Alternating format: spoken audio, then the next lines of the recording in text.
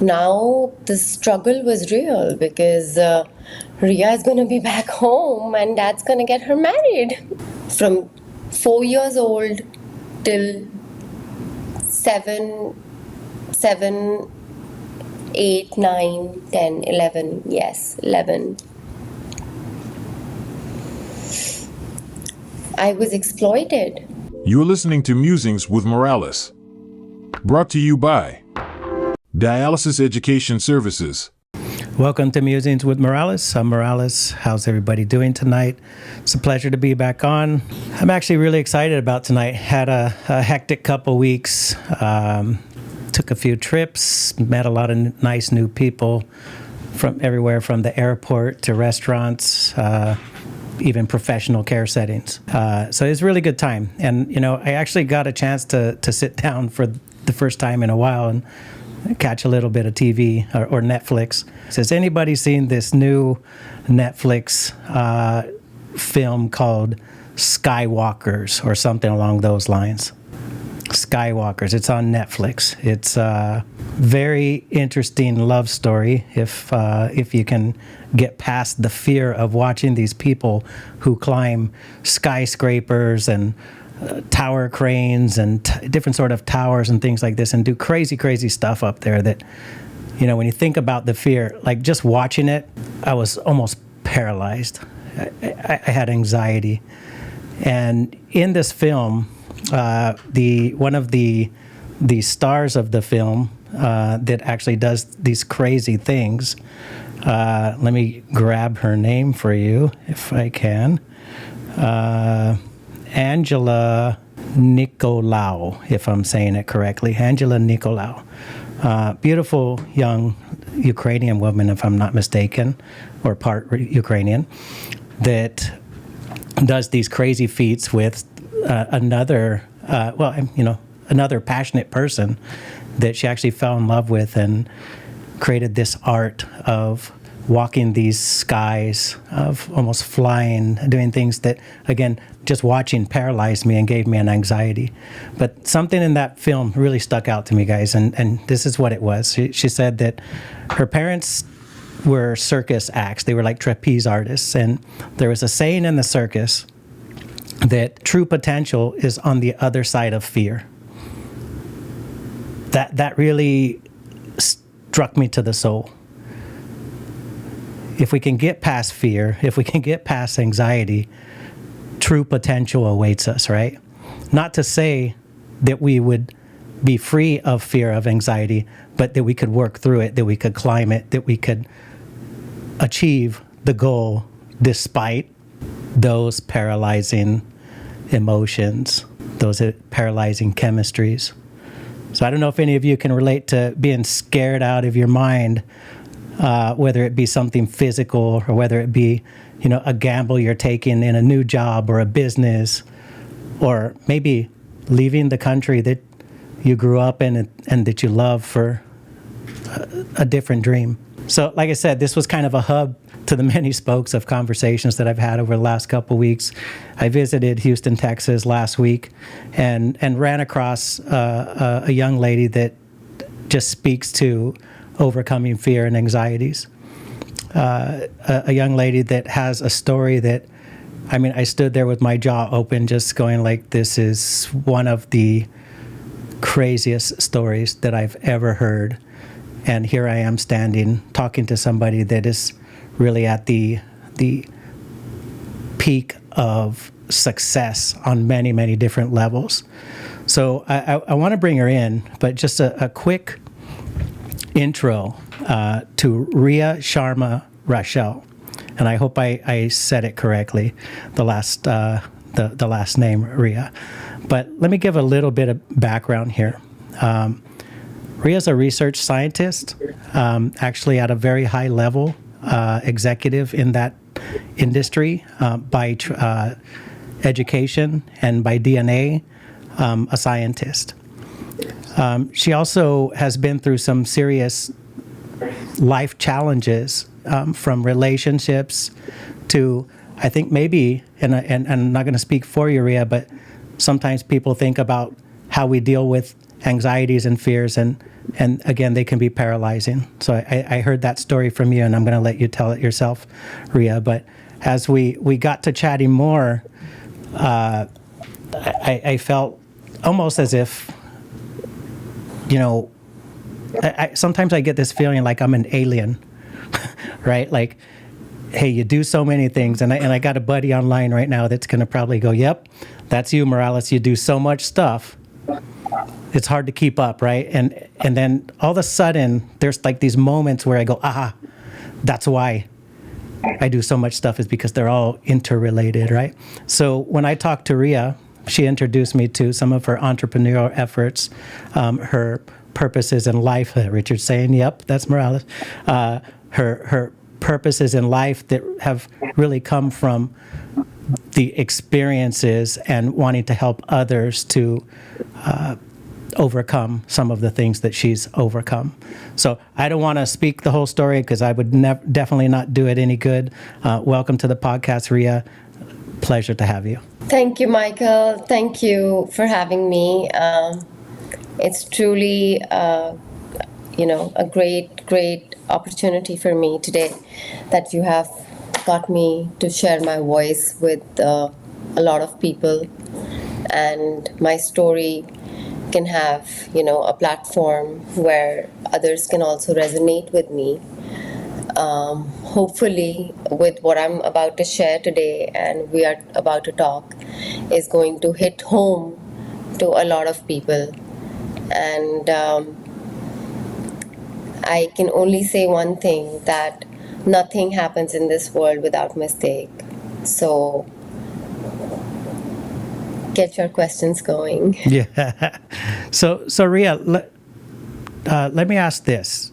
I had this very connected feeling when we were there, as far as just kind of directions in life, and maybe they're a little bit different as far as entrepreneurial efforts, but sometimes you meet people and you're like, hey, this is somebody that I want to have in my circle of friends, of affiliates, of let's get each other's backs, right? I'm not sure if you felt the same way, and maybe for the audience, you're going like, what the hell are you talking about, Morales? Literally, we met less than a week ago. But I'm curious, what was your take on the first meeting? Like, what did you walk away with? Because I was excited to get you on the podcast, to tell you the truth. So I had the same feeling. The feeling was mutual.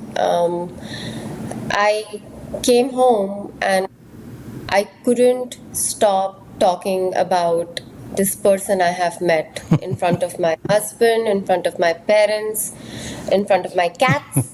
The cats too, huh? Everyone.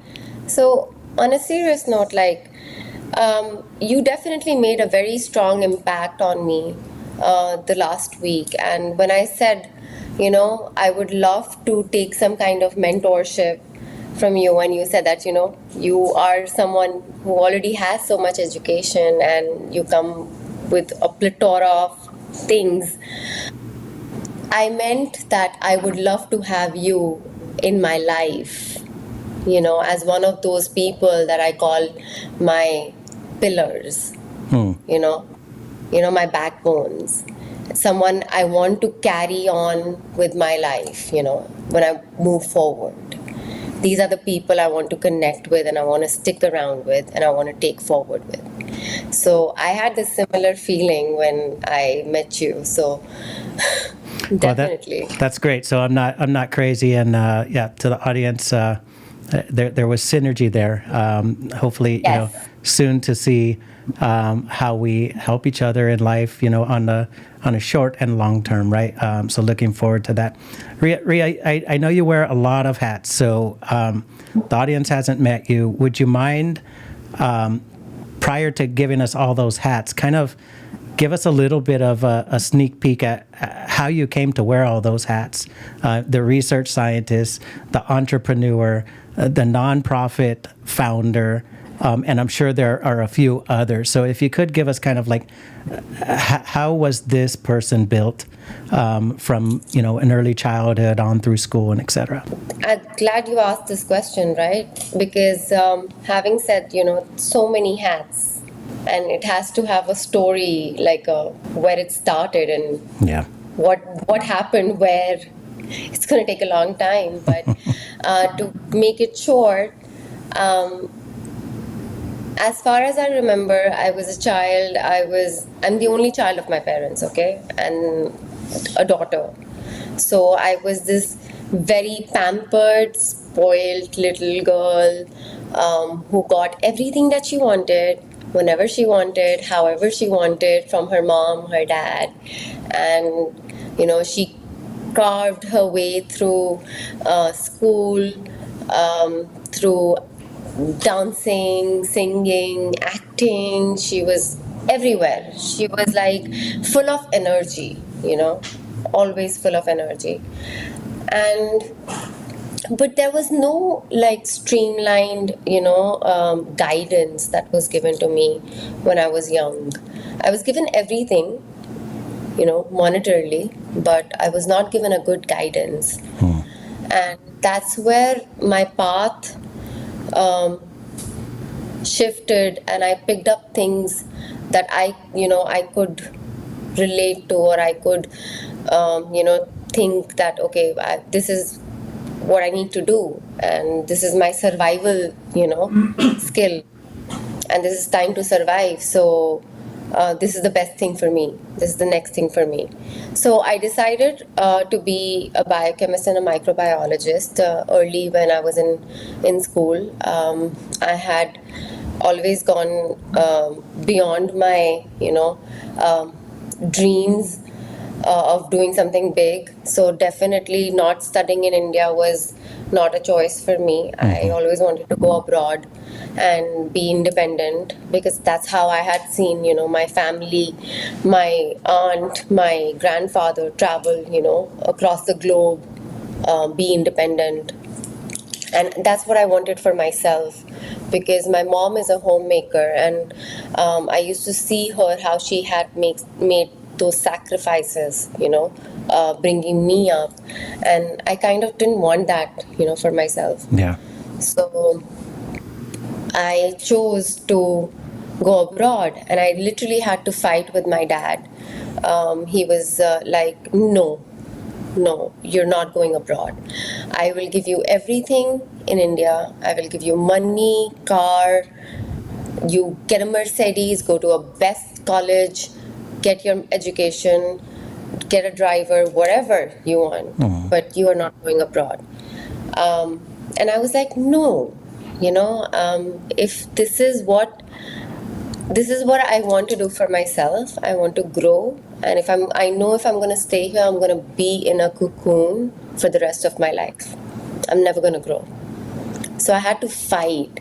So I still remember my admission was supposed to be, the deadline was so close, and my dad was not signing the papers, and we had this huge fight.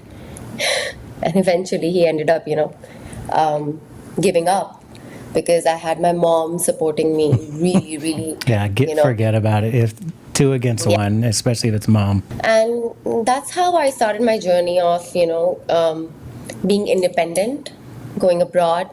I was the president of Indian Society in college, and I was everywhere. From arts and culture to dancing and choreographing and winning competitions and everything. I was everywhere. Politics. Oh, wow. People knew who Rhea is in college, and that too, with in an international setting where we all come from different countries, from all over the world, right? I was able to make an impact. I was able to make my, name in my college.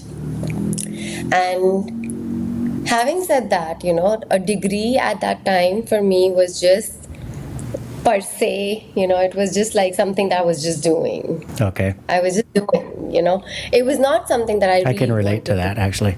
I didn't want to do biochemistry and microbiology. I still remember not being in classes, 90% of the time, but rather doing all the other stuff that made me who I was in the university. And so I graduated and I came back to India. Now the struggle was real because Rhea is going to be back home and dad's going to get her married. So that's first thing from studying abroad. First thing on everybody's mind is now time to make a family. Exactly, exactly. Coming from where I come from, but I was very stubborn, and I decided. So every time I would come back to India, I would do an internship with one of these really big healthcare chains, hospitals, and I would intern and I would get certificates. I would get, so all academically, I was building up my resume, on the side. I was stacking up everything. I was making sure that even though I'm not like an A-star student, I'm still stacking up and being secure with my paperwork. I'm Right. good on paper, Yeah. right? And so that happened, and one of the days, my senior, in critical care, this doctor comes up to me and tells me that, Rhea, you don't look like a girl who wants to sit behind, in a lab with, microscope and with a lab coat and, be away from the world for like 7-8 hours in the laboratory, for the rest of your life. You don't want to do that, right? And I said, thank God, I can breathe now. I don't want to do this. No. I am a people's person. I like to talk. I like to interact with people. That's what I had always wanted to do. Do you see that I've never had the guidance, but I was just going along with the pieces that were, coming along with my path. Yeah, absolutely. So this person introduced me to clinical research, and I decided to pursue my master's in clinical research. And this time I decided to go to Australia Okay. because I was like, boom, I've done 5 years in England. Now I'm going to go and, take over another continent. You said take over another explore that. continent? I love it. I'm going to take over. Huh? I'm going to explore that. And luckily, my father at that time, he was very supportive. He said, okay, fine, you've done your graduation. Now you want to do your master's. Fair enough, complete your education. Because if you've come this far, you can do, whatever you want to do. Yeah. Because he didn't expect me to even do graduation in the first place, right? So I was going towards masters, which was like a win-win, and I was I think the highest educated person in my entire family at that point who had gone abroad, that to the first person who had ever gone abroad to study. So it was a lot. I was like that golden child by that time, growing up. And now life events started taking its turn. I completed my master's. I again had no clue. Like, people go abroad and they want to settle abroad, right? They want to do their visas and everything, find their path over there. But in my head somewhere, I was still my dad's little girl. I was still that princess mentality. So I wanted to come back home. I wanted to leave everything and come back home. And that's what I did. I left everything. I came back home. And now what? Now what am I supposed to do? Oh my God, my dad spent these millions of dollars on my education, on my my upbringing, staying abroad, and now I have no future. I have no, where do I go? Did you say millions of dollars, Rhea? Sorry, I got stuck there. Did you say millions of dollars? Well, in when I say millions of dollars in our Indian currency, it kind of feels like millions of dollars. Okay, all right. Because I was just like, oh, wow. I feel really inadequate right now. Hundreds and thousands of dollars, were definitely invested in my education, for sure.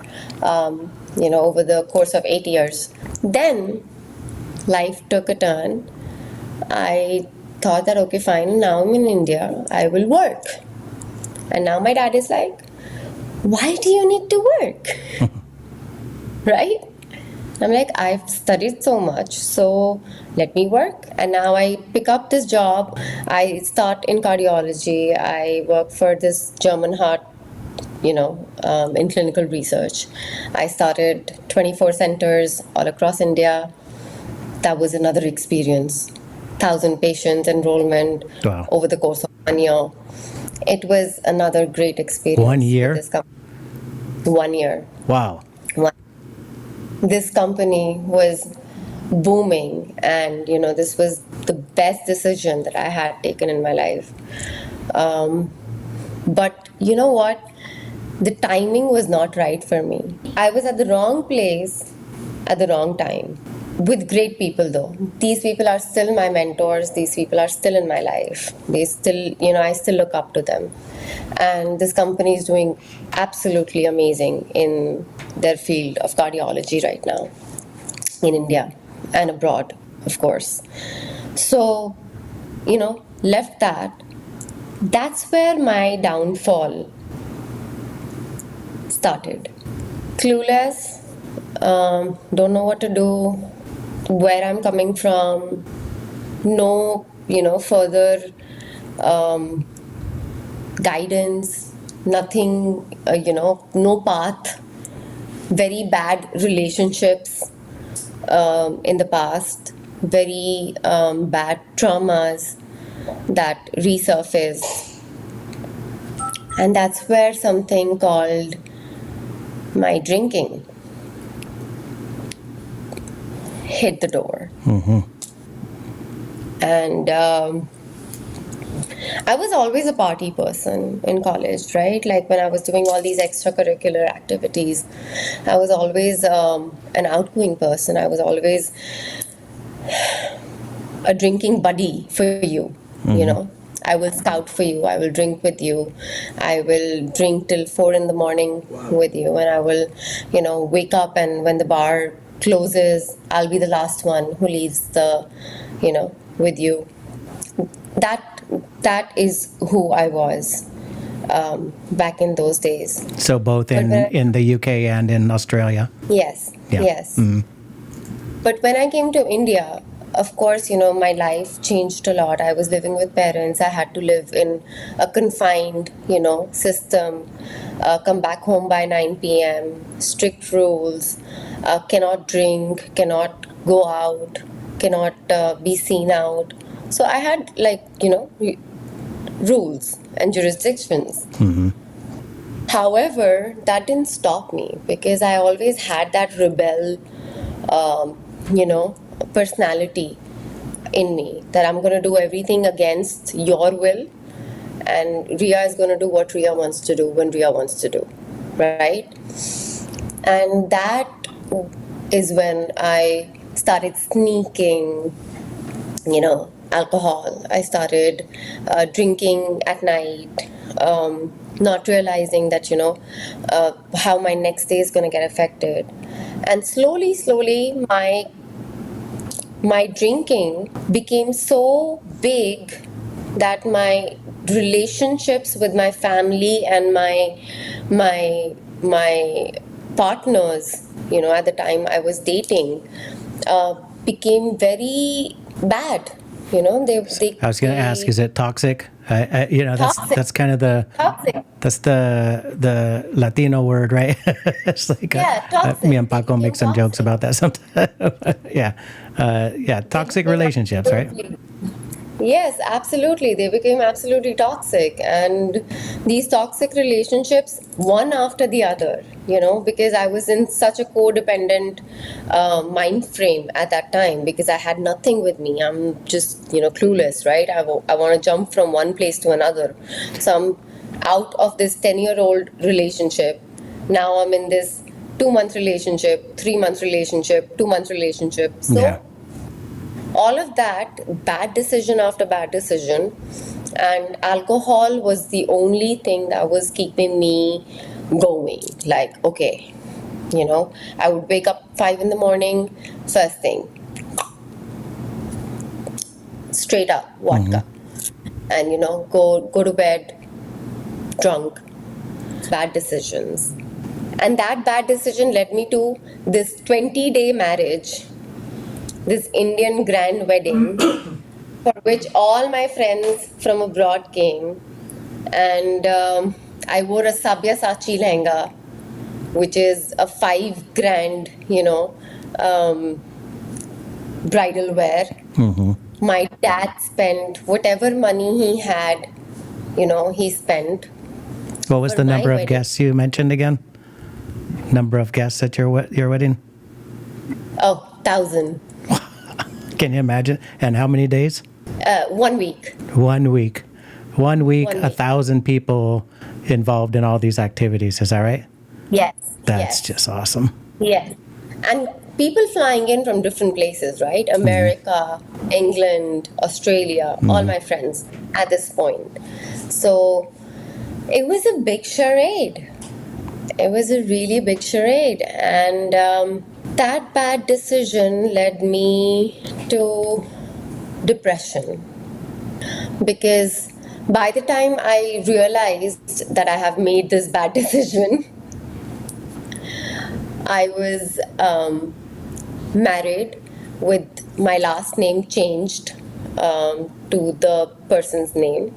And I was living in an apartment with my ex-in-laws. And I was drinking all day long because that was keeping me, that was my surviving kit. That was my surviving tool. Let me that make sure point. I'm caught up here, Rhea. I want to make sure because again, when we met and we kind of talked through just kind of all the things that you've got going now, of course, there's got to be a lot of complexity on how you got here, right? There's a lot of complexity. So I hear about this, I think you used the words golden child, mama and papa's princess, like what do you need? When do you need it? How do you need it? Don't worry, I got you. Family, right? Yeah. Go to school abroad, although there was some resistance there. Hey, you proved yourself. Let's keep going. Go to Australia. Like you come out with all the pieces that are needed for success, like you said, on paper, right? Along the lines, and I want to ask, what's it like being a young person studying abroad from the culture that you came to going into like the UK and into Australia? And I mean, are there stark differences in what college would be like in India and what it's like in the UK and what it's like in Australia? It probably seems very attractive to a lot of people to say, "Oh, let me go to college and drink and party." Right? I watched some Karate Kid the other day, and the kids in the Karate Kid Netflix show, they went to college and they figured out that there's drinking there, and they kind of went crazy, like, "Oh my God, this is great!" Right? So I think it sounds very attractive for a lot of people, right? But what I'm hearing is, it became such a habit that it became that common denominator for you and those bad decisions, whether they, were the previous relationships or kind of listening to kind of let me go with my family now and go into this arranged marriage. Thinking about what I talked about when we started, that fear and that anxiety and getting through it, right? Like, was alcohol something that was meant to deal with fear and anxiety, or was it just the routine because that's what happens in those settings? So, that's something I'm dying to answer, right? Because this is the whole goal of what we are going to be talking in the coming section. The whole purpose of alcohol in my life was to keep me going. To keep me going, as in, like, this is my anxiety, my depression, my mindset is all stuck with alcohol. Yeah. Because alcohol at that time was just giving me, just keep going. Just keep living Did it make you without any numb to purpose. those things, or? Yeah, became numb, completely numb, became numb to all those decisions, to all those people around me, to myself, to what I was doing, everything. I had lost 20 pounds in that marriage, and I was drinking. I had lost weight, and there was a lot of other stuff that went around in that marriage, which was which is something that I want to bring up, Absolutely. you know, Yep. as a very, very vital part, because that's what happens in India a lot, which is dowry, Yeah. right? The girl's father does everything in the wedding and pays for the wedding, and money goes in, jewelry goes in, and at the end of the day, the demands don't stop. When is the furniture coming? When is the car coming? When is the, this coming? When is that coming? When you say And when is that coming, to who? To you and your at the time spouse, or to the family? To the spouse's family, right? And now, obviously, my father did whatever he did. He did the best he could at that time for his daughter, not knowing what I was going through internally, and I did not know what he was going through, with his, personal, monetary, whatever, life decisions. Yeah. So at the same time, life threw this challenge at us that at 3 a.m. in the morning, these in-laws tell my parents that we don't want this girl. Take her away. Even if she's a master's or a graduate, educated, we don't want her. We'll get someone else for our son. We don't want her. At that moment, I was so anxious. I had nothing on me. I picked up all my documents that I could, whatever little bit clothes that I could. Very next, the sun came up, one of my cousins came, picked me up, and I was out of that house. We never demanded anything back from them.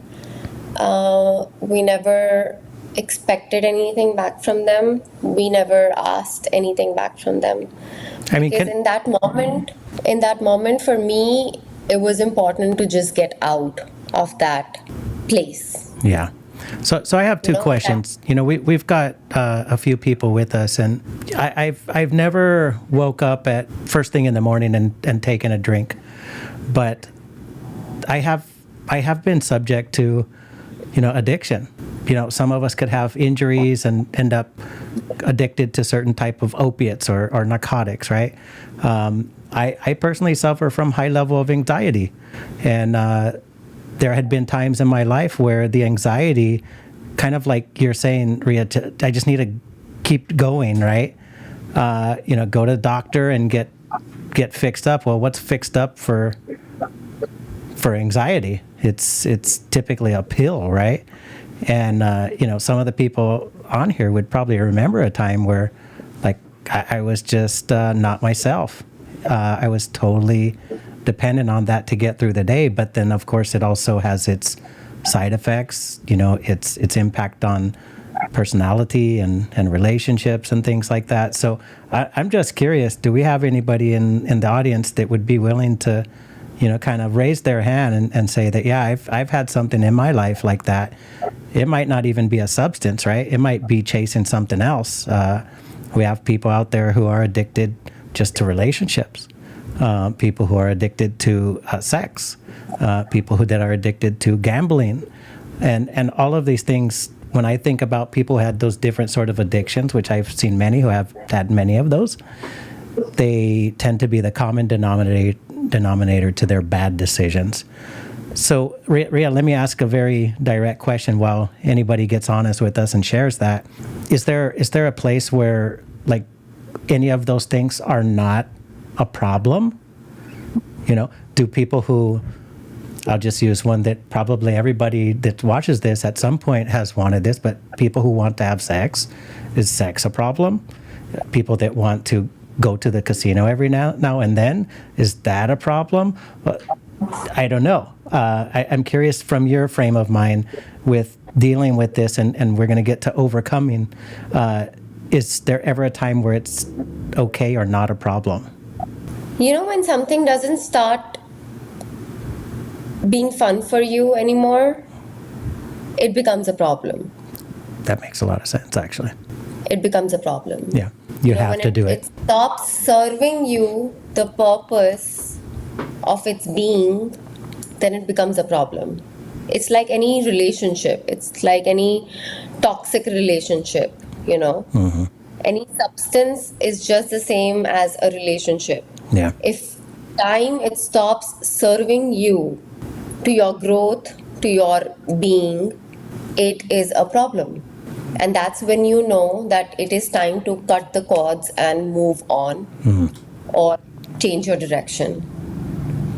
That is so broad, and that I think that's exactly what we need to hear right now, is that it's not limited to one thing in your life, but if it's not serving you, if it's hurting you, if it's something that is a sacrifice in your life with no reason for that sacrifice, no purpose for that sacrifice, just to get through the day, those sort of things, they're a problem. That makes a lot of sense. Thank All right, so we're in this relationship now, in this Yes. living with the family. Take us from there. So we're in this toxic, state of mind, and I just pull everything I can, whatever I can. Within a month's time, you will not believe, I get this email on my laptop, right, that I've got my permanent residency for Australia, because my ex-spouse is an Australian citizen, and 5 seconds later, I get another email saying that it has been withdrawn due to grounds of a broken marriage. Crazy. So you got it, and 5 seconds later, you lost it, and you found out that now your marriage is dissolved. Not only were you out of the house because the parents don't want you, but apparently he's going to follow his parents, and if that was the case, Yes. and he doesn't want you either. Yes. Yeah. Yes. No. Yes. I'm sorry. And oh my God, you just hit the chord, right? So no contact for another 1 year. We were not in touch at all. We tried contacting each other, like there were times that we would try to contact each other, but there was no substantial communication. They had already, given up on us, and they said they found certain grounds of, she did this, she's an alcoholic, she's this and that, she her father said he has this much money and all that stuff, but he didn't give us, they provided all those grounds to substantiate their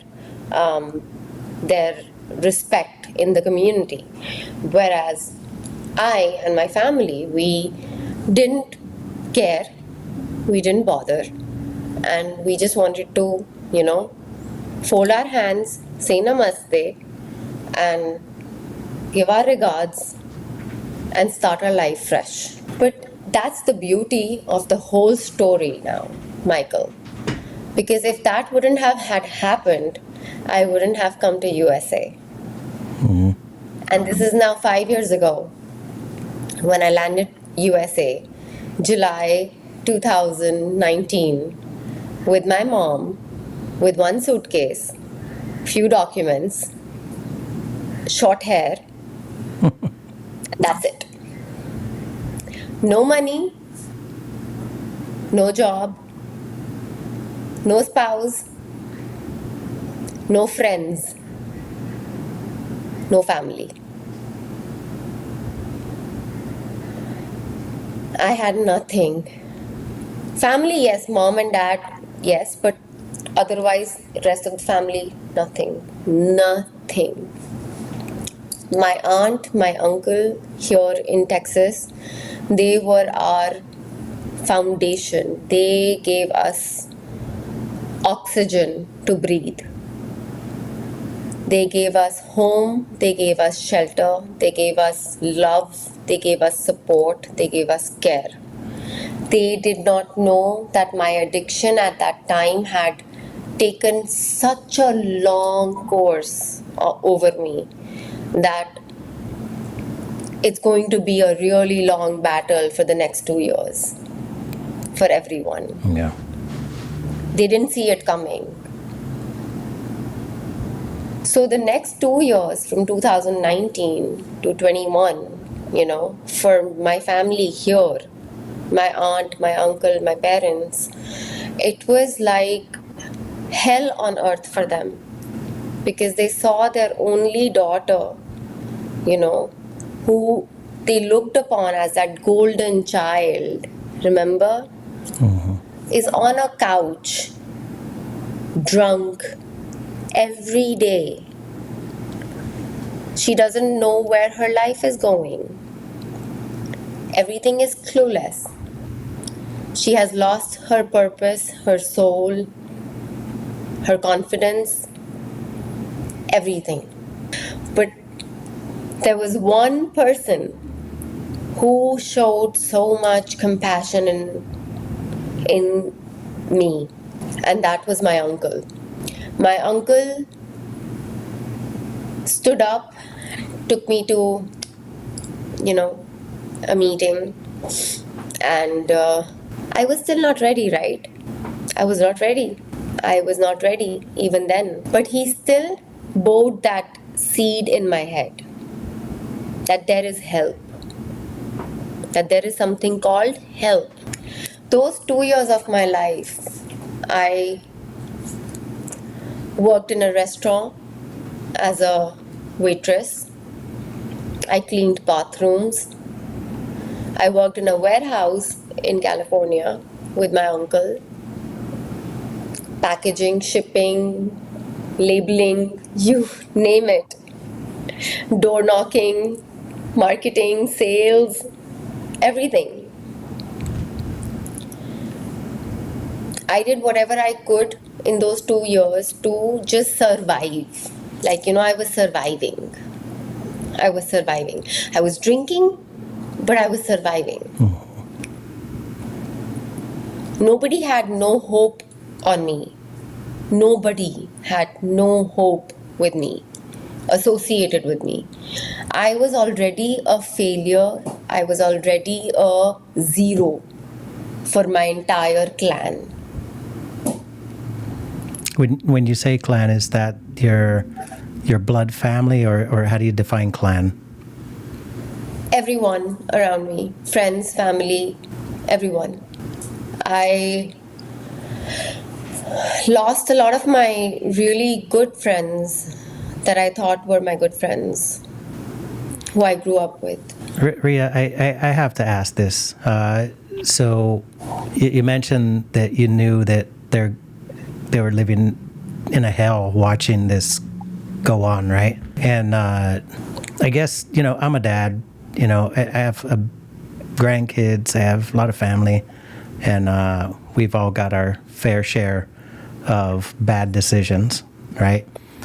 And I was probably one of the worst of my clan, right? And making bad decisions. And, I can think back to certain times in my life and just I don't know how I'm alive, but I also don't know how people like my parents are alive, having to watch it. You know what I mean? And I can say they never gave up on me. They found points where they had to lean back a little bit and go I can't control what I can't control. Is there, I mean, kind of putting yourself in a different shoe of maybe if you were watching it, is there a time when you pull back? Is it healthy to pull back from individuals who are living destructively, that are making bad decisions, do you push or do you walk with? I don't know if you've seen that analogy, like when you have somebody and two people, right, and you push against them, what do? They resist, right? But if you walk next to them and put your hand next to them, then they glide with you, right? So what's your lens on that as far as like the people that are peripheral to toxic? So Michael, that's a very beautiful question, because it talks in my 12-step program, the beauty of working with others, right? We alcoholics, can only understand another alcoholic, right? And even if our family at that time is trying to walk with us, or push us, stick with us, we are still not going to stick with you. We are still not going to be honest to you. We're still not going to be as giving to you that you're expecting. Because we are in our disease right now. We are in our disease. So at that time, it is a very hard choice that an alcoholic can only support another alcoholic, but the family member of that alcoholic has to step back.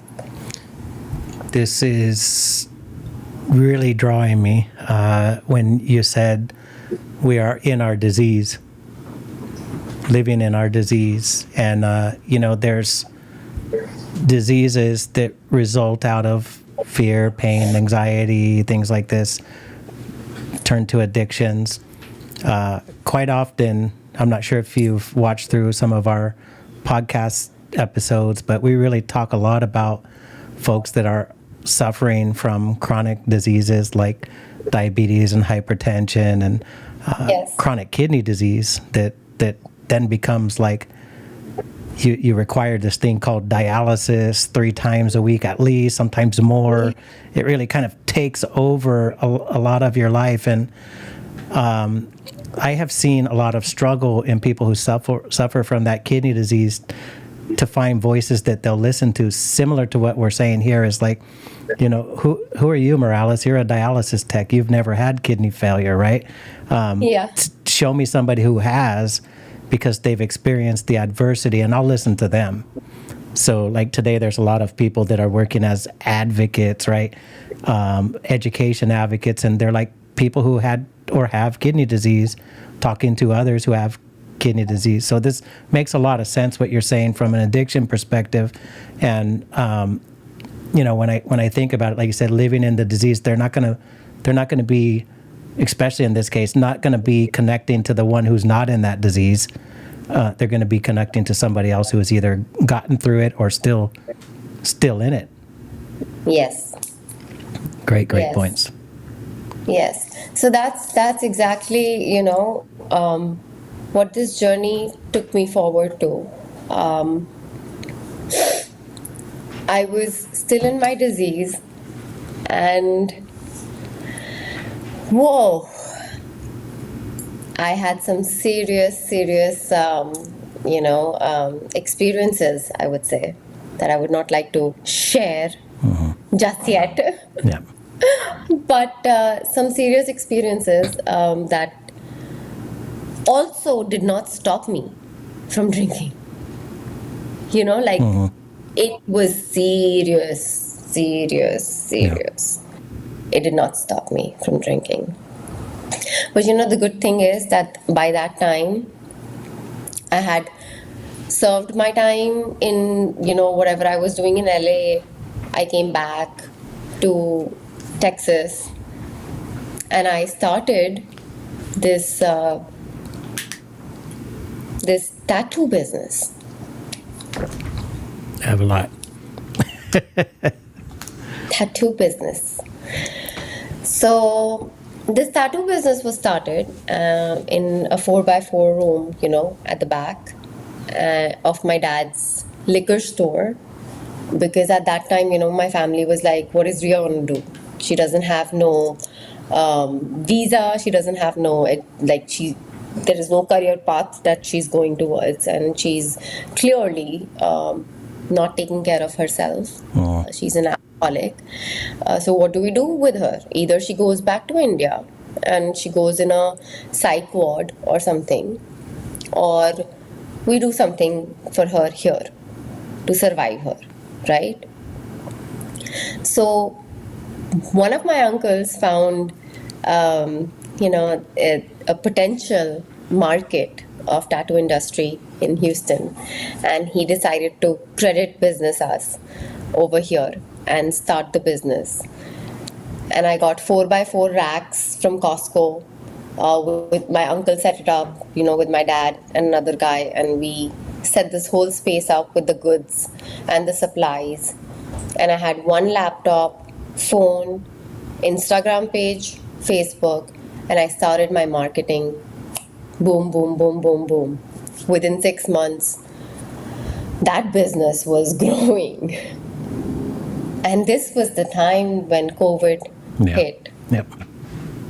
So no businesses were working. The tattoo artists were only making money through underground, work. And we were the only people who were able to give the good supplies to them.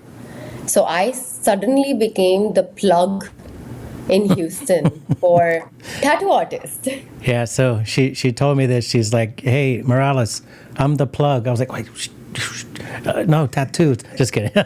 But we have a lot of tattoo friends here, Rhea. We've had Marvin Rivera on before, and Mariposa Tattoo here in North San Jose, right? No, in Portland. Portland, Oregon, and then my nephew Jack Brizuela as well. So hopefully they're watching, and we'll make sure they're get connected with your business. What's your business called right now? Your tattoo distribution? Ink Craft Tattoo Supply. Ink Craft Tattoo Supply, right? Yes. Okay. So I know that we got your IGs and stuff like that. We'll make sure we plug into here. I gotta say that when I heard that, I was like, oh, what? Yeah. Tattoos, Rhea? Do you have tattoos? I have one. One. All right. Not anything that's like, yep. So something small, right? All right. But you would never. I mean, I would have never guessed that when I met you.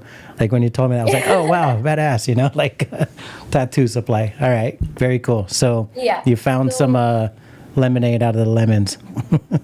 Exactly. I had to squeeze it, right? Yep. So it was time. It was time to make some money. Like I was, I always knew that I had this business intent, and I wanted to do something, and I would not waste my time, right? But I'm drinking. I don't have a career path. I don't have anything, but I'm doing this. Yeah. And this is working for me, and this is working really well for me. And now my family is seeing that, oh my God, she's drinking, but she's still doing well, with functional tattoo supply.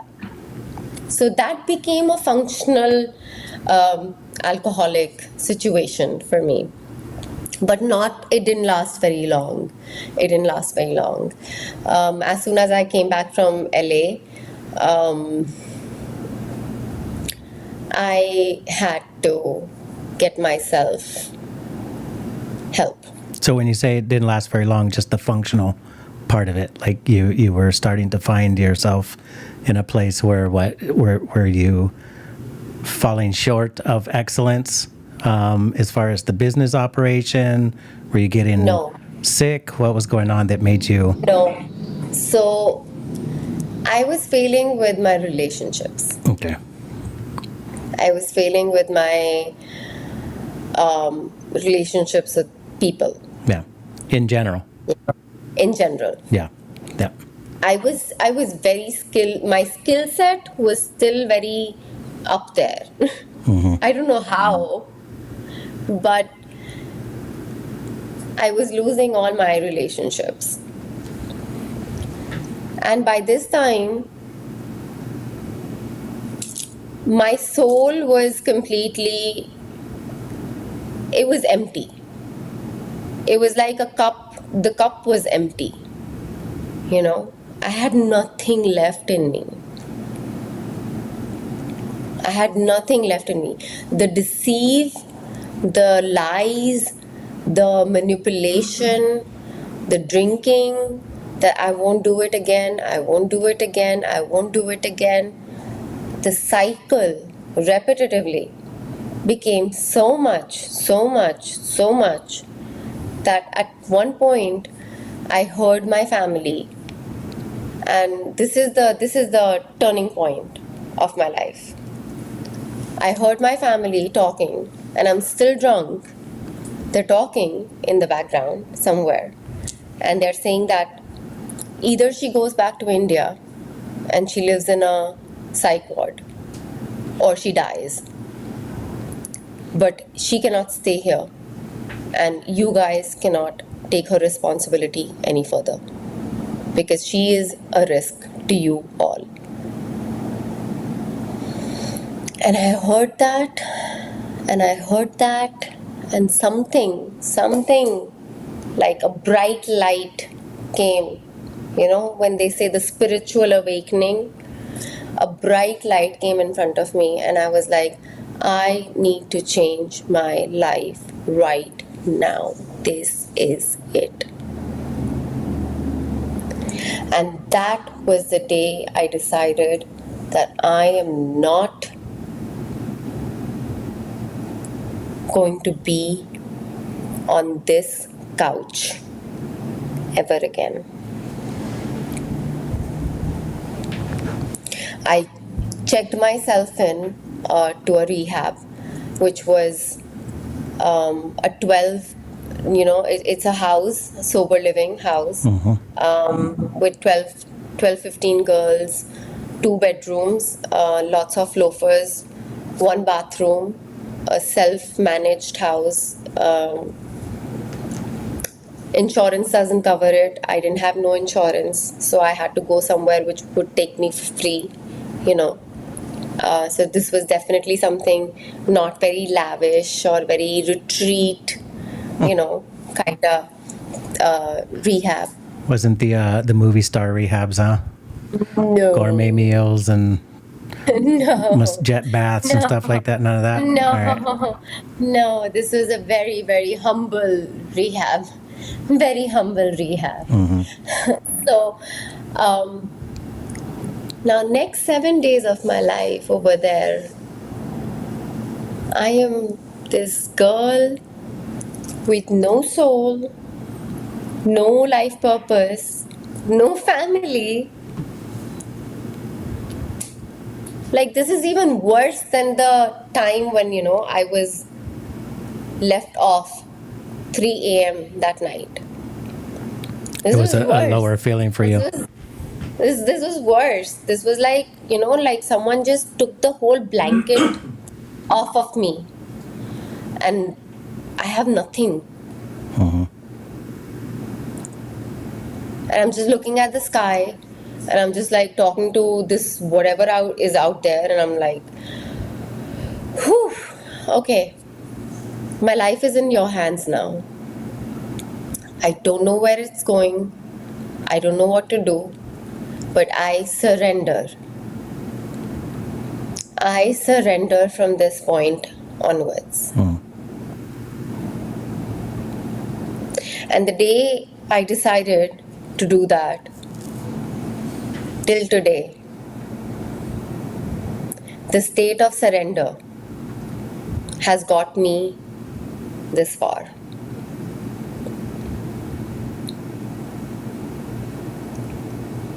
I lived in that rehab for 3 months. It was a 7-day detox program, but I decided to live there because I didn't know where to go after that. My family didn't want me back. I decided that I'm going to stay there. I became the custodian. I was taking care of the house with another girl. I was running the house with the rules. I was working the program. I was attending meetings. I was meeting people who were in the program.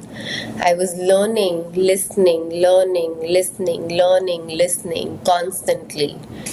I was literally reshaping myself, my brain, day in, day out, day in, day out.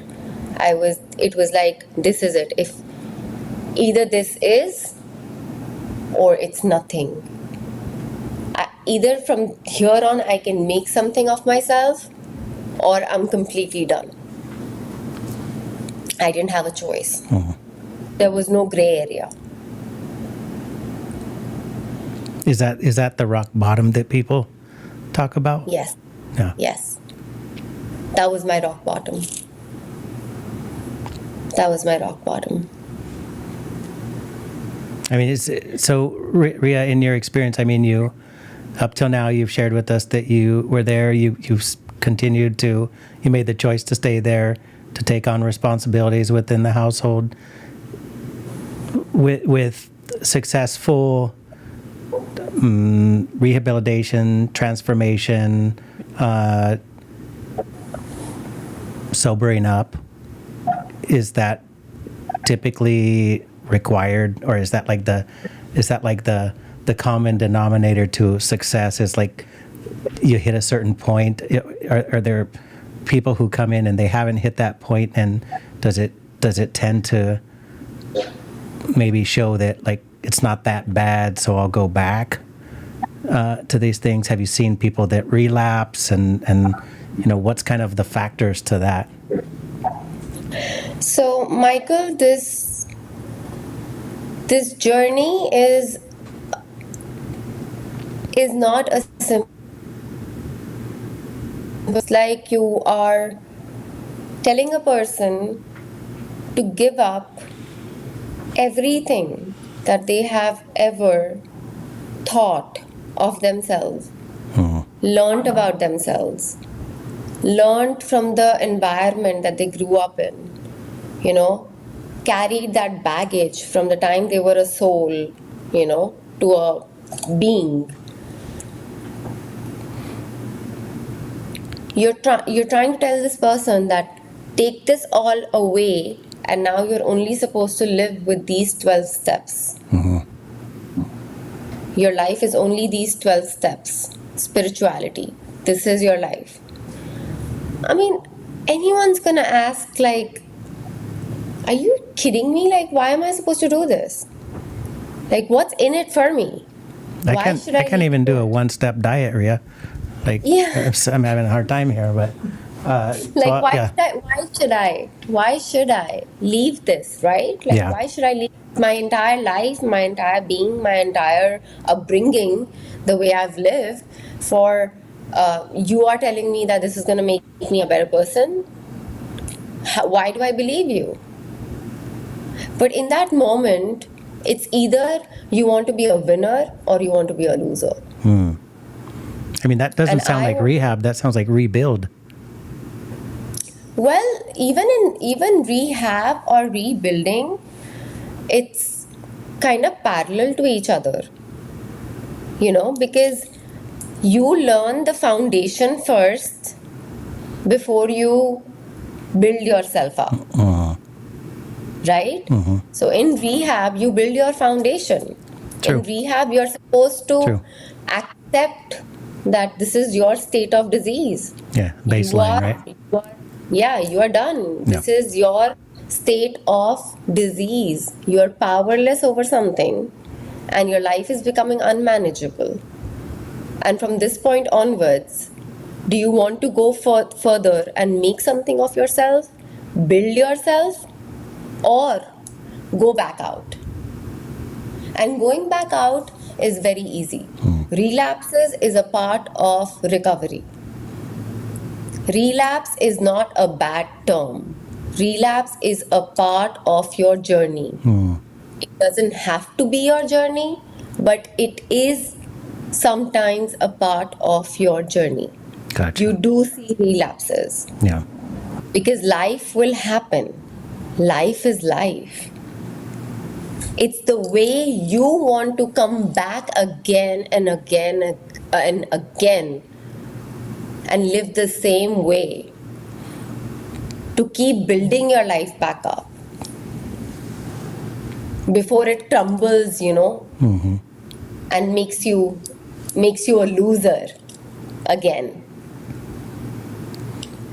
So for me, that was a choice. I wanted to be a winner. I had the winner mentality. My mom had a stroke while I was in rehab. Oh gosh. And I did not, my father didn't tell me for 3 days. Nobody called me, nobody told me. When I finally got to know, I was so upset and angry with God, with my higher power, whatever. And I decided, I still remember, I was like, I'm gonna stay here. I'm gonna stay here in this house and I'm not gonna go. I'm not gonna call an Uber and go rush to my mom right now, because if I go right now, I'm gonna be useless to her and my family. And if I come out after a certain point of time, I want my mother to be absolutely perfect, and I'm leaving my mom in your hands. That was my deal with God. That was my deal.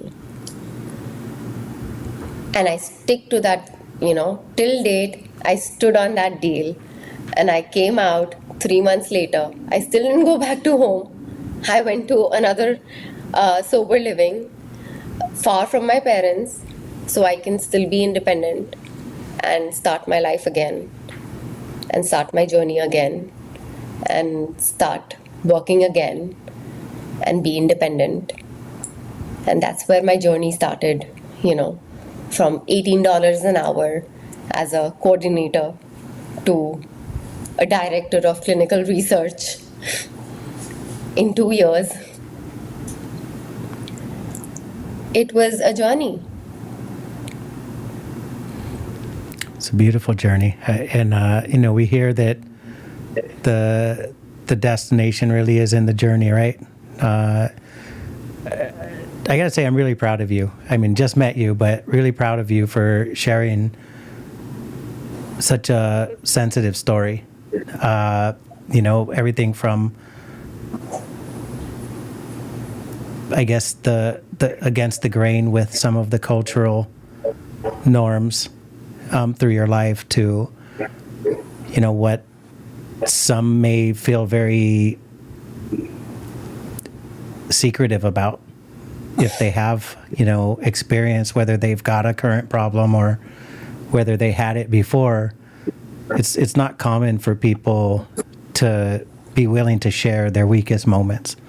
So I gotta say, I'm really proud of you for that. And as I'm hearing you talk, I just wonder if you could give us some advice, because some of the things that you said, like maybe we're around people who are exhibiting things that we don't really understand. You talked about, like, I was losing everybody. And maybe some of us are also seeing that in our peripherals, right? Like people in our family who are just one by one cutting off ties in one way or another. And you mentioned the excuses, the lies, the manipulation, the I won't do it again type of things, right? I don't know how many of you people out there who are watching or going to watch this have people in your life that have those same statements on a regular basis. And I'm not calling them addicts at this point, but I definitely would kind of ask you, Rhea, is there need for concern when we see people that are changing like that? I mean, I've experienced patients in the professional world who used to comb, like me, like I got this great hair, right? So I want to comb it and keep it. You're not like, Paco's like, what are you talking about? All right, so they keep themselves groomed and, shirts ironed, and they wear cologne or perfume, and then all of a sudden they're not combing their hair anymore, and they're not ironing their clothes, or they're not even washing them in some cases. And it's kind of like telltale for depression for us in healthcare, right?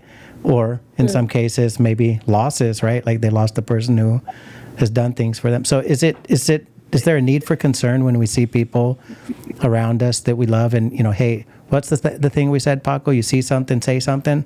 Like, what do we do? Like when we see people that are exhibiting those sort of things, lies, manipulation, I won't do it again, losing everybody around them that loves them. So, Michael, we create a community, right? We come together because these are the same people who we have grown up with, who we love, who are in our surroundings, who are in our environment. But at the same time, if they're not serving you, spiritually, if they're not serving you mentally, if they're not serving you monetarily, physically, anywhere, you don't cut ties with them, but you create a boundary. You create a healthy boundary with them. And that's what we do in community. Mm-hmm. When we raise voice to help one another, we don't necessarily go and start building their houses or start building their bank balances. Mm-hmm. We start giving them moral support, we start giving them resources, we start giving them experience, strength and hope to build their character. That's huge. So you can't pay for that building of character, is what you're saying. You can't put a fancy necklace or a nice car or an apartment payment to build that character, is what you're saying. That's not taking care of people. No, you can't. Sometimes you have to build a boundary. You have to maintain a boundary with those people, and I had to do the same thing with my own parents. Because my parents had served me in my entire life as this princess mentality that they gave me everything that I wanted, whenever I wanted, however I wanted. When things hit hard with my family, I had to build a boundary with them for a very long time. I told them that I am not going to be the same daughter anymore because right now I am trying to learn myself. I'm trying to see who I really am. And that's when, Michael, my entire subconsciousness, we talk about neuroscience, right? We talk about the brain. We talk about training our brain, right?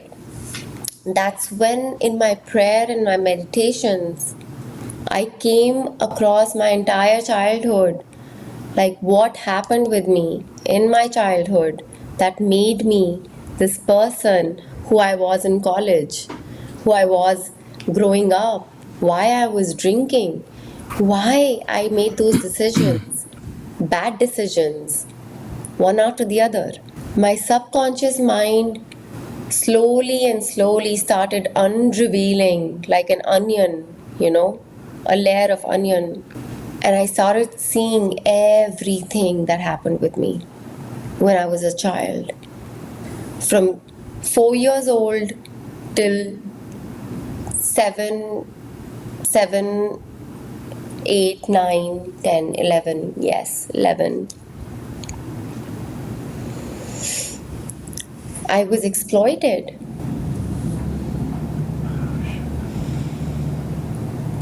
I was exploited with someone within my realms.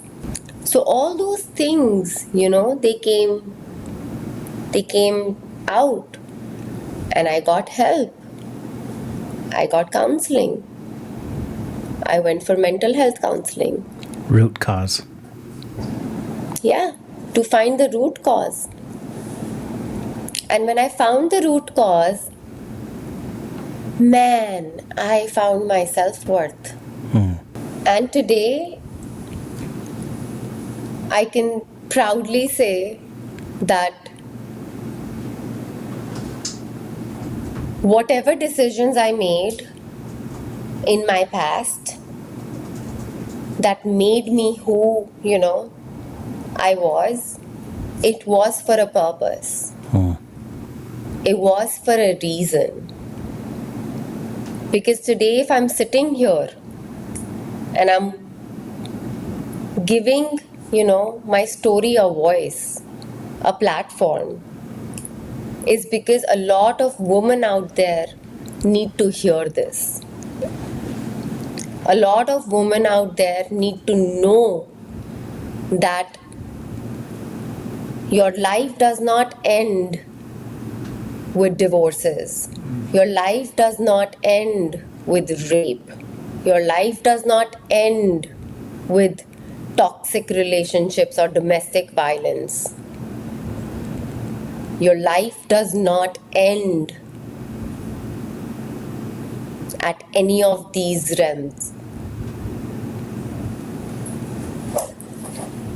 You build yourself through your brain by training your brain, because your subconscious mind is what tells you is 90% of what makes you and your decisions. Yeah, that's a scary thought. That frontal lobe, right? Conscious, we don't really do too much for our. We think we're like in full knowledge of doing, like in control of our actions, but really it's stuff that's kind of laid in there, and we may not even know why until we really dive in, right? And maybe we need assistance to find that. So Rhea, how are you sharing your story today? I mean, I was, again, super excited to get you on here because I got some sneak peek at some of this story, and it was like just, again, I don't know if my jaw was just like what. There were a couple of us, hanging out, and I think everybody was just really like, wow, this is one of the most incredible stories. Almost, like it's a movie, and it couldn't that couldn't be true, right? But today, I know you're doing a lot of good in the community, and I'm excited to help you share the things that you're working on. So if you could give us an idea of, what you've turned these experience into, like you said, a platform to be able to share, help. You mentioned specifically women, and you mentioned some really just the circumstances that I think for anybody even thinking about can feel like it can feel that way, like life is over, right? But clearly it is not. And I know you've got some, besides your story, you've seen other stories. So where's the platform today? How do we support? How do we become a part of what you're doing? So, Michael, in my prayer and meditation, I believe that, God really put me in a path today that showed me my own purpose of my being. And I started my own non-profit organization 7 months ago. It's by the name of GPSF Global. What does the GPFS stand for? So GPSF stands for Guruji Pushpa Sai Foundation. Now, Guruji is something that I wear. It's my Guruji. It's my God. Okay. Pushpa is my both maternal and paternal grandmother's name. Sai is again my God. And foundation is, foundation and global. So GPSF Global, and our tagline is Navigate Life. So GPS, Yeah. like a There you go. GPS, Yeah. Navigate Life. Yep. So we fund a woman and we help a woman navigate their life. So this foundation has a strong intent to bring the education, the resources to not only the woman in America, but in India, South, all these South Asian countries, all the countries where women are not given the voice, where they are in their closets, Yeah. where they are drinking in their closets as mothers, as wives, as sisters, and they're struggling, they're not coming out, they are struggling with what happened with them in their childhood, but they can't speak about it because of the stigma in the society. What will the family say? What will the family react? This is what GPSF stands for, the education to bring out all the defiances to the community of women and children, and give them the knowledge that there is help. There is help beyond the suffering. And life does not stop here.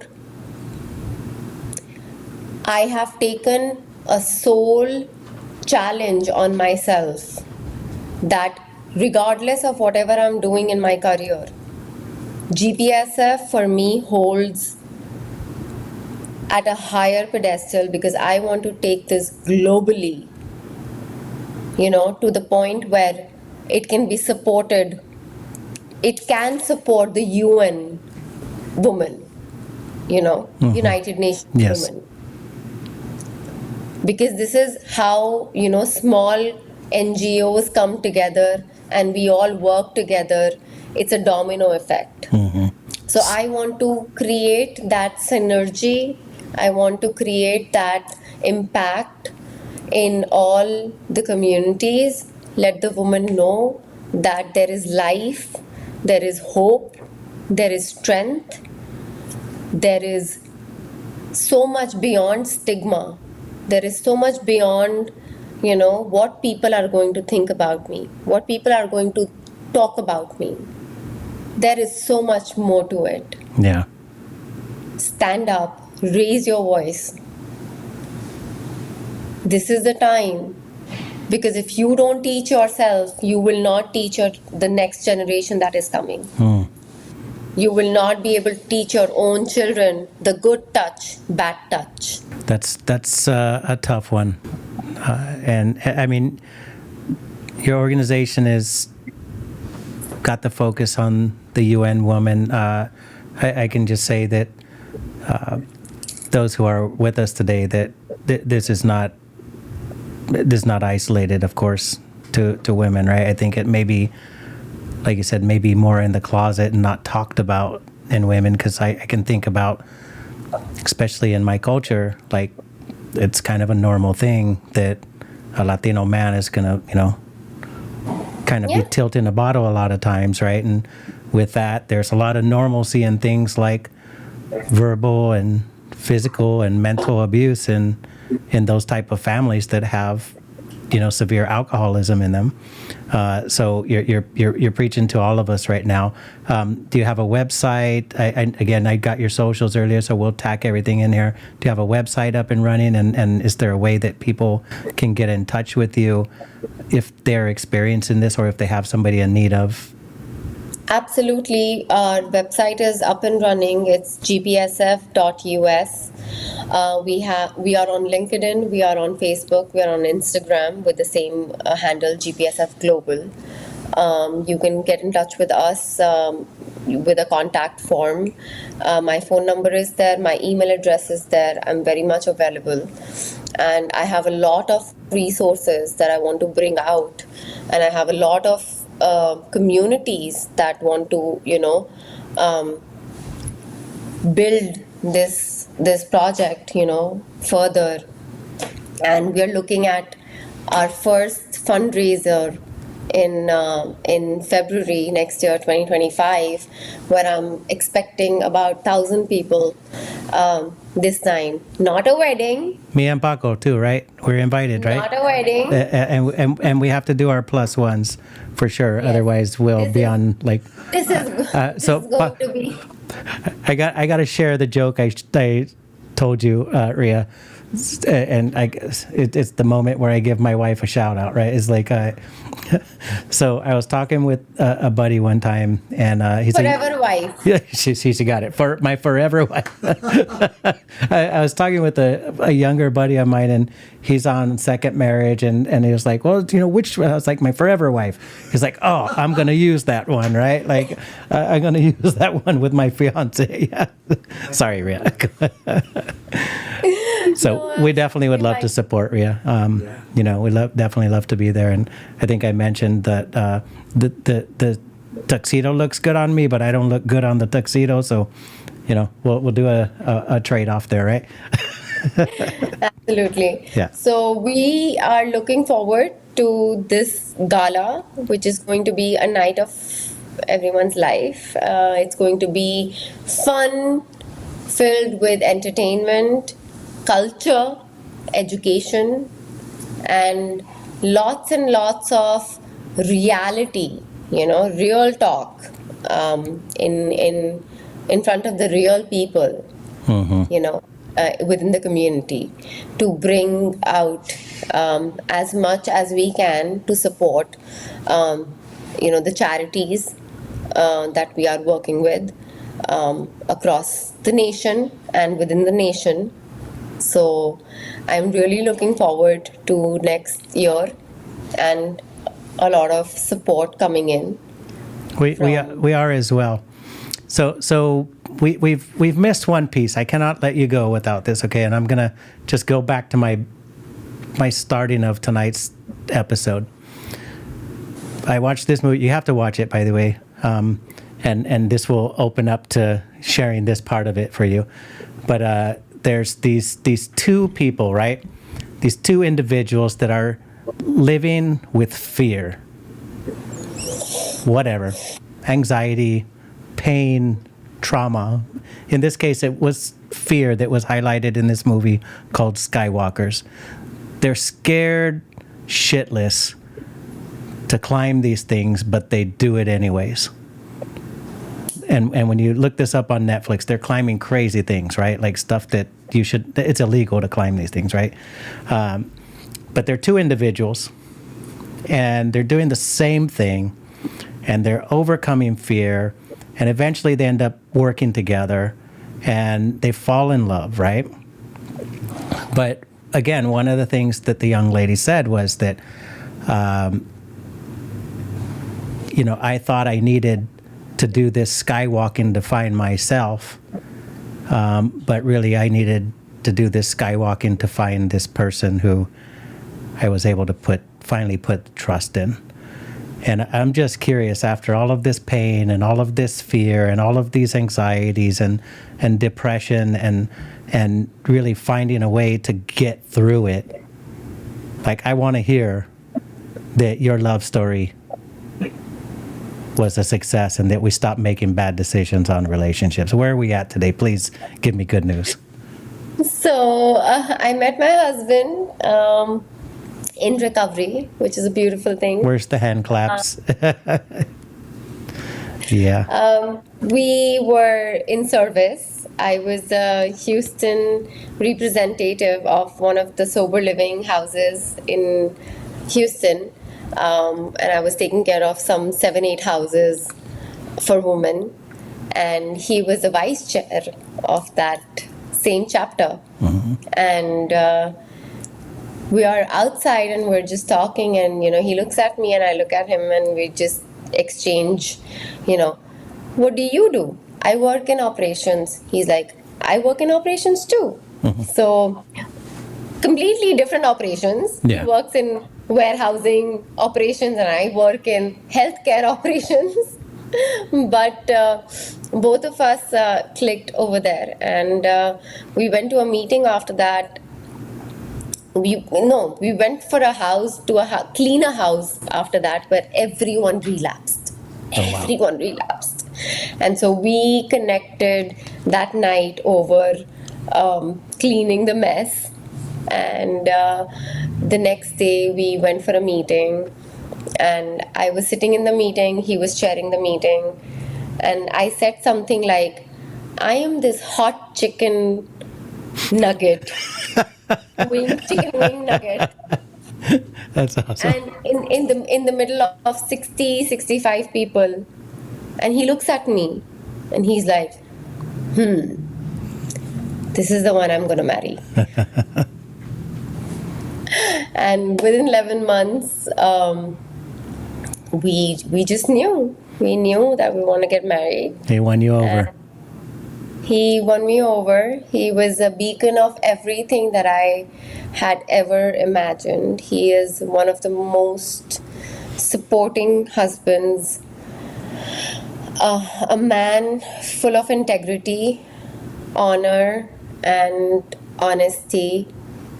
He is not only my husband, but he's a son to my parents that I always wanted, I always had envisioned and prayed for. And I'm truly, truly grateful today that, I had manifested him long back when I was a child, and it came true. So last question, and I know the answer. How much was the dowry? Yes. Just joking. Tell us a little bit more so we understand kind of how you made your own choice here. I can just tell you there was a lot of gold. I mean with There was a lot of gold. I mean with your forever husband. So we have to term that, right? Oh, With the forever husband, it was nothing. there you go. Nothing. So you get the sometimes free is the best. Forever husband actually came with a lot of dowry. All right, there we go. So it was the right transaction mode, right? It's like, let me win you over, not you win me. That was great. Yeah. Absolutely. Rhea, this has been such a pleasure. I got to ask, are there any, words of wisdom, last sign off type of tagline or quote or something that you can leave us with that would resonate with the rest of your story here and leave us with the biggest take, something we cannot forget? I'm just going to share this one thing that this one man told me, and it stuck with me and still stays with me, every day when I wake up. That, who are you? If you wake up in the morning, who are you when you look at yourself first thing in the mirror? If you take away your education, you take away your career, you take away your last name, you take away your funds, your money, your family, your friends, everything. What is left at the end of it is your soul. And Wow. to me, today, to be in the right streamlined with my higher power or whatever is out there, with my soul, is important. And nothing else beyond that matters. You take away anything from me today, I am still going to be A-okay. That's really deep. I think that's a great sign off. Strip it all away. Who are you? And I gotta say, maybe I'll save it, but I feel like as you walked me through that stripping down of everything, I knew exactly who it was. I feel like I know exactly who it was. I'm gonna think about that, and I'm gonna see if my initial thought of that, I maybe I need to go through the exercise, right, and just kind of slow it down outside of a conversation. But I felt like I stripped it all down, and I knew exactly who I was, without everything.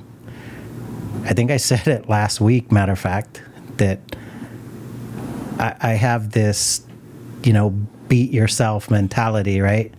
Meaning, like I'm the one I'm competing against, and I feel like I have a lot to make up for in my life. So like you said, some of the upbringing, some of the experiences, like when you strip it all down, like I feel like I have to be helping people. And I don't know that any of the things that you mentioned, my job, my education, my money, my car, these sort of things that I don't know if they have anything to do with that as far as a primary purpose in my life to help people. I love healthcare. I think this is a healthcare issue that we talked about today. And when we think about chronic illness, a lot of it comes from choice, right? And habit and lifestyle.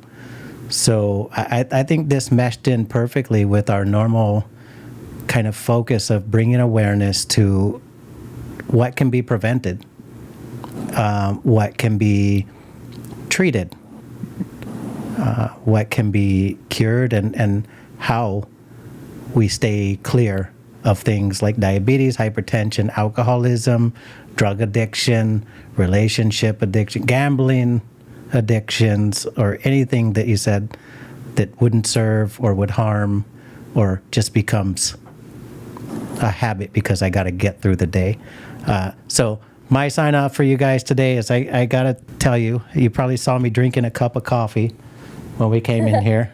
And I have become super dependent on that, Rhea, to the point where I've been experiencing anxiety lately, which I have had history with. So I switched to decaf because I feel like I'm addicted to not nicotine, caffeine. Yeah, no nicotine for me, but the caffeine. So I'm thinking about those sort of things. It's like, yeah, it's becoming habit. It's not helping me. It's making me anxious, making me jittery all day. I'm trying to cut that out. One last experience for you. Since I met you and we had this conversation just about what your experience has been, I talked to a good friend and I said, hey, I'd like to get you on the podcast real soon here. And guys, this is a real conviction for me. One of my friends is going to be like, finally use that word, right? It's a real conviction for me. He said, what do I need to do to get ready? I said, have a drink before we start. And as innocent as that sounded to me, I've known the guy for years. We've had drinks. We never got drunk or anything, but we've had drinks together. As innocent as that sounded to me, he said to me, Morales, it's been 60 days since I had a drink. And I said, holy shit, I'm sorry.